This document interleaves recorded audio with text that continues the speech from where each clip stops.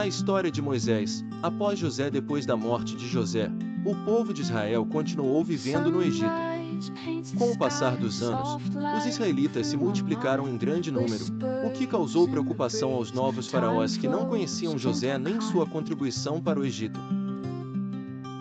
Com medo de que os israelitas se tornassem poderosos e ameaçassem seu governo, o faraó decidiu escravizá-los, impondo-lhes trabalhos forçados em construções e agricultura. Mesmo com a opressão, os israelitas continuaram a crescer. Então, o faraó ordenou algo terrível: todos os meninos recém-nascidos israelitas deveriam ser jogados no rio Nilo, para que a população diminuísse. Foi nesse tempo que nasceu Moisés.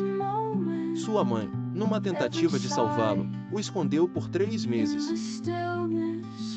Quando não podia mais escondê-lo, ela colocou Moisés em um cesto e o deixou flutuando no Nilo, confiando em Deus para protegê-lo. A filha do faraó encontrou o cesto e, tocada pelo bebê, decidiu adotá-lo, criando Moisés como seu próprio filho, dentro do palácio do faraó. Moisés cresceu no palácio, mas sabia de suas origens hebraicas. Um dia, ao ver um egípcio maltratando um escravo israelita, Moisés ficou furioso e matou o egípcio. Temendo ser descoberto, fugiu para o deserto de Midian, onde viveu por muitos anos como pastor, casou-se e teve filhos.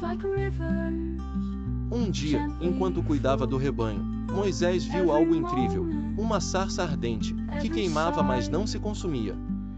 Aproximando-se, ele ouviu a voz de Deus chamando seu nome. Deus lhe disse que ele havia sido escolhido para libertar os israelitas da escravidão do Egito e conduzi-los à terra prometida. Apesar de suas inseguranças, Moisés aceitou o chamado de Deus. Com a ajuda de seu irmão Arão, ele voltou ao Egito e confrontou o faraó, exigindo: "Deixe meu povo ir."